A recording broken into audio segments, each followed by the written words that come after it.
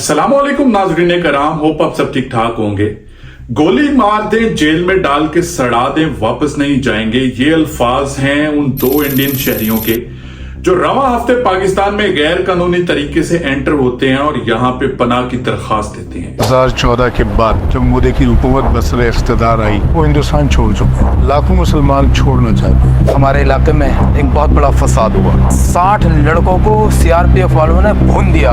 80 साल की औरत को एक घर के अंदर जला दिया, लड़कियां उठा ली। पूरा मुस्लिम आबादी वाला इलाका है हमारा, और ये वहाँ के हिंदू इंतहा पसंद लोग। हमने 70 साल जिस मुल्क में गुजारे हैं, हमारे रिश्तेदार हैं, दूर के रिश्तेदार हैं, बचपन के साथी हैं, जवानी के साथी हैं, बुढ़ापे के दोस्त हैं, प्रोफेशन से जुड़े हुए लोग हैं, हजारों की तादाद में लोग, सैकड़ों ऐसे हैं जिनसे दिन रात की मुलाकात है। आप अंदाजा लगाइए, तमाम रफाकतों को बुलाकर एक शख्स अपने मुल्क की सरहद अबूर करने पर मजबूर है, तो कुछ तो उसके हालात रहे। पिछले हफ्ते इंडिया से एक सियासी और समाजी वर्कर मोहम्मद हसनैन अपने बेटे इसहाक मीर के साथ बजरिया अफगानिस्तान गैर कानूनी तरीके से पाकिस्तान में एंटर होते हैं और कराची पहुंच जाते हैं। उनका इल्जाम है कि इंडिया के अंदर उनको मजहबी तासुर और जबर का सामना करना पड़ता है, जिसकी वजह से वो पाकिस्तान में ही मरना या जेल के अंदर रहना पसंद करेंगे। दोनों इंडियन शहरी इस वक्त कराची के इलाके अंचोली में ईदी सेंटर के अंदर रखे गए हैं और उनकी निगरानी के लिए 2 पुलिस वाले हर वक्त वहां पे तैनात कर दिए गए हैं। उन पर ईदी होम से बाहर निकलने पर पाबंदी है अनटिल और अनलेस उनके बारे में हुकूमत पाकिस्तान कोई फैसला कर पाए। आज की वीडियो में हम आपको बताएंगे कि ये दोनों बाप बेटा किस तरह से इंडिया से निकल के पाकिस्तान के शहर कराची तक पहुंचते हैं। 66 साला मोहम्मद हसनैन और 31 साला इसहाक मीर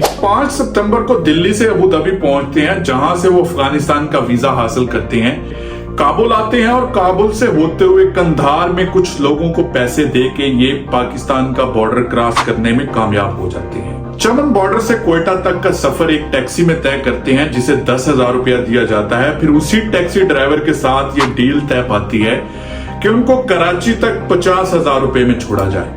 इनके बकौल कराची पहुंचने पे लोकल होटल में इनको जगह नहीं मिलती, जिसके बाद ये पुलिस अफसरान से मिलते हैं और सारी कहानी सुना देते हैं, जिसके बाद इनको ईदी होम्स के अंदर पहुंचा दिया जाता है। मोहम्मद हसनैन ने बताया कि इंडिया के अंदर वो सहाफत के पेशे से वाबस्ता थे और दिल्ली से हर हफ्ते 8 सफात पे मुश्तमल एक हफ्त रोजा अखबार शाया करते थे, जिसको चार्ज शीट के नाम से जाना जाता था। बाद में इस अखबार का नाम चेंज करके द मीडिया प्रोफाइल रख दिया गया।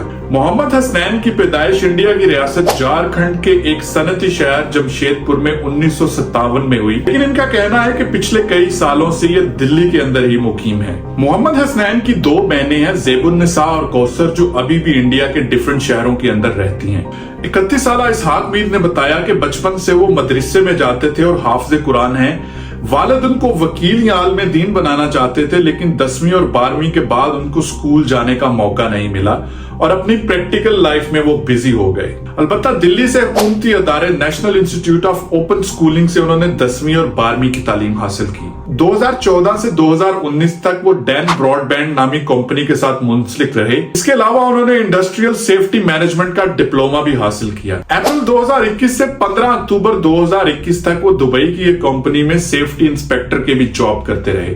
वहां से वापस आने के बाद उन्होंने एक और डिप्लोमा नाइगोस इंटरनेशनल जर्नल सर्टिफिकेट भी हासिल किया। इसहाक मीर ने बताया कि अबू धाबी की एक कंपनी ने उन्हें जॉब की ऑफर की, जिसकी 4,000 दिरहम सैलरी थी और 10 सितंबर को उन्होंने ज्वाइनिंग देनी थी, लेकिन इससे पहले ही वो अपना प्लान बना चुके थे। वालिद साहब ने कहा कि इस मुल्क में नहीं रहना, यहाँ से अफगानिस्तान चलते हैं और वहां से देखते हैं कि शायद कोई चांस बन जाए पाकिस्तान में एंट्री लेने का। मोहम्मद हसनैन का कलमी नाम एम हसनैन था, जो अपनी अखबार के साथ एक कोचिंग सेंटर भी चलाते थे, जहां पे बच्चों को इंग्लिश की तालीम दी जाती थी। इसके साथ साथ वो वकालत की भी तैयारी करते थे, लेकिन जिंदगी में कभी वकालत का इम्तिहान पास नहीं कर पाए।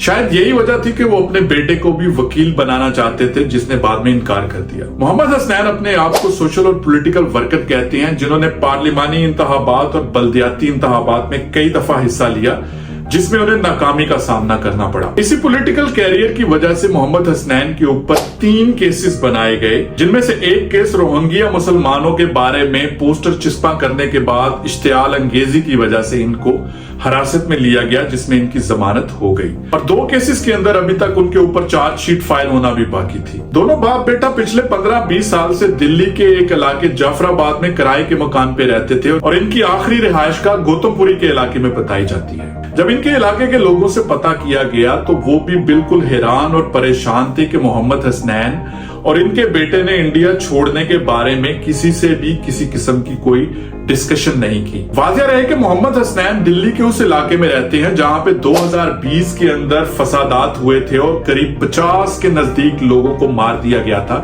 जिनमें अक्सरियत मुसलमानों की थी। मोहम्मद हसनैन का ये इल्जाम है कि इंडिया के अंदर हिंदू त्योहारों के ऊपर अक्सर मुसलमानों के साथ इशू बनाए जाते हैं, गाली गलोच और हाथमपाई तक बात पहुंच जाती है। उनके बेटे के साथ भी ऐसे 2-3 दफा वाकयात हो चुके हैं जिसमें हिंदू बरादरी के लोगों ने बिला वजह मोहम्मद हसनैन के बेटे को मारा पीटा, जिसके बाद वो बहुत ज्यादा दिल बर्दाश्ता हो चुके थे और मुल्क छोड़ने के बारे में सोचने पे मजबूर हुए। उनका कहना है सड़क पे जाएं, बाजारों में जाएं, ट्रेनों में जाएं, यही डर लगा रहता है कि कहीं पे कुछ हो ना जाए। उनका कहना है कि मसला लूट मार का नहीं है, मसला नारों का है। उनका इल्जाम है कि अक्सर मुसलमान लड़कों को सेपरेट करके टारगेट किया जाता है और जय श्री राम का नारा लगाने पे मजबूर किया जाता है, और अगर वो जय श्री राम का नारा लगाने से इनकार करे तो उनको बहुत बुरी तरह मारा पीटा जाता है, जिसमें अक्सर नौजवानों की हलाकत भी हो जाती है।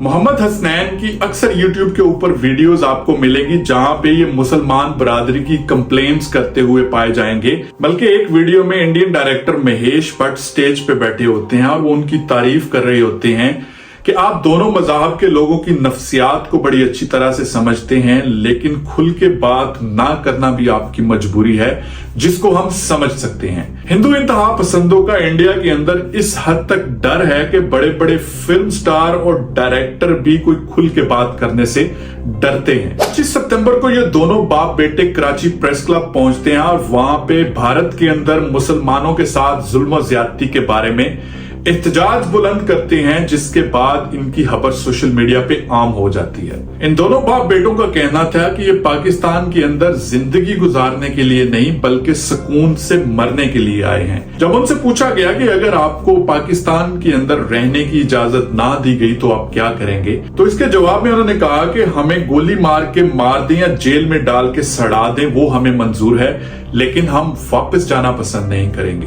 अगर आप हमें रहने की इजाजत नहीं दे सकते तो हमें जेल में ही डाल दें, हम किसी कोने खुदरे में रह के अपनी बाकी की जिंदगी गुजार लेंगे। उन्होंने सीमा हैदर केस की मिसाल देते हुए कहा कि अगर इंडिया की गवर्नमेंट सीमा हैदर को कबूल कर सकती है तो पाकिस्तान की गवर्नमेंट हमें क्यों नहीं कबूल कर सकती। नाज़रीन कराम, सीमा हैदर की स्टोरी कुछ डिफरेंट है, लेकिन ये एक बूढ़ा शख्स जो 60-70 साल की एज का अपने बेटे के साथ मुल्क छोड़ने पे मजबूर होता है, जरूर इसकी वाकई कोई सॉलिड रीजन होगी। हम ये नहीं कहते कि ये जुल्म और ज्यादती खाली इंडिया के अंदर होती है, पाकिस्तान में भी अकलियतों के साथ अक्सर ज्यादती हो जाती है, लेकिन हम उम्मीद करते हैं कि दोनों तरफ की गवर्नमेंट्स इस तरह की जुल्म और ज्यादती को रोकने के लिए ठोस इक़दामात करेंगे ताकि हमें दोबारा सीमा हैदर या मोहम्मद हसनैन जैसे वाकयात का सामना न करना पड़े।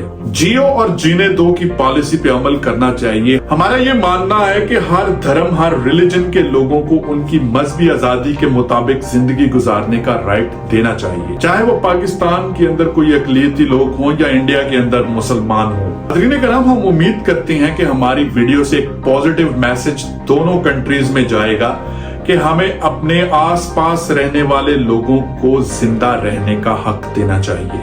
वो चाहे जिस भी मजहब, जिस मर्जी रंग और नस्ल के साथ ताल्लुक रखते हैं, वो भी इंसान हैं बिल्कुल हमारी तरह। जिस तरह हमें अपनी जिंदगियां आजादी के साथ जीने का हक है, इस तरह उन्हें भी अपनी जिंदगियां आजादी के साथ जीने का हक देना चाहिए। दोबारा एक नई वीडियो में मुलाकात होगी। अगर आपने हमारे चैनल को सब्सक्राइब नहीं किया तो काइंडली सब्सक्राइब करें, बेल आइकन को दबाएं ताकि नई आने वाली वीडियो का नोटिफिकेशन आपको मिलता रहे। अपना ख्याल रखिएगा। अल्लाह हाफिज।